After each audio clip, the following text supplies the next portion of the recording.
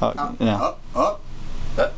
good? Shalom Aleichem, live at the Grapevine. This is the Kosher Wine Review today, the Kosher Spirit Review. So we changed things up. I've got David Blackmore here with me. It's great to see you. Great to see you too. He is the World Whiskey Ambassador for Glenmorangie and Ardbeg. Wow.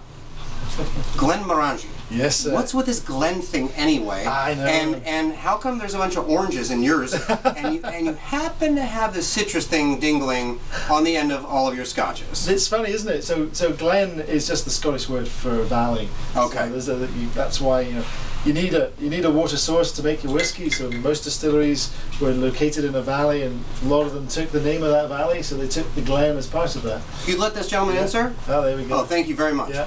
Okay, super.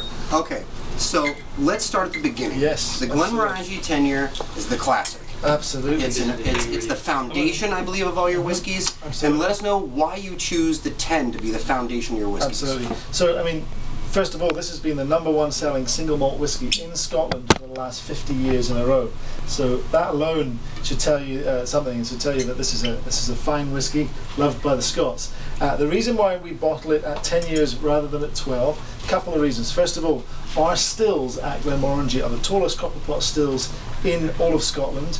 And basically, I'll spare you the science lesson, or too much of it, but it basically means that only the lightest, most volatile elements of the alcohol vapors reach the top of our still and are condensed back into the spirit that is matured.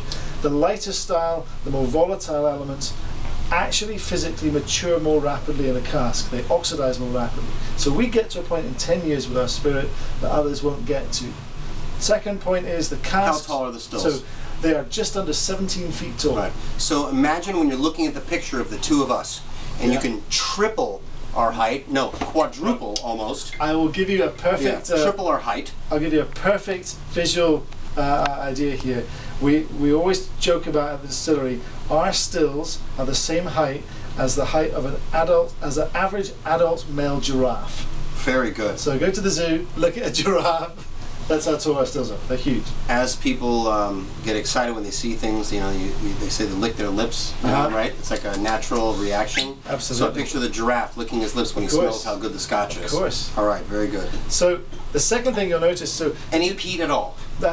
None really. We're measured at about 1-2 parts per million phenols in the barley. I get this almost brown sugared orange rind thing going on. Yep, there's a lot of citrus, orange citrus in Glenmorangie, and that's coming from the volatile spirit off those tall stills. But you should maybe also pick up, maybe not so much on the nose, but a little bit of vanilla and coconut. Certainly when you have a taste. If I'm getting coconut with the wood, I'm almost, when you start chipping away at the inside of the coconut, you get to the core as you're going through it. Yeah.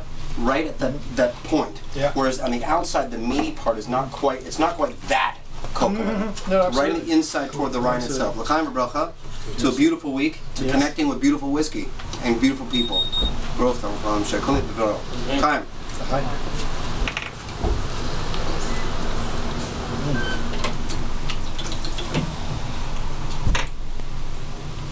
Interesting. It's very complete whiskey on your palate. Yeah. It's not this like, comes in, holds solid, firm, malty, little wood, citrusy, a little darker. You get almost coming out of the citrus in a little nut. Yeah, absolutely. And all those sort of nutty vanilla notes, that's coming from the oak we're using. For Glenmorangie Original, it's 100% American white oak.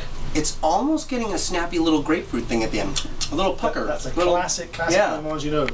A little grapefruity citrus note coming through. Yeah, absolutely. Beautiful. Quite often good. One thing you may not pick up on this sample, I haven't yet, but Dr. Lumberton, our master distiller, swears it's there sometimes, is this slightly cooling mentholated thing. After you've finished, like now. Yeah. A little bit. Late. Yeah, that'll come through in a few of these. It does have. Yeah. All right, we're going to move on. Absolutely. L'chaim v'bracha. David Blackmore, Yehoshua Werth, live at the Grapevine, the Kosher Spirit Review. Fantastic. Red button.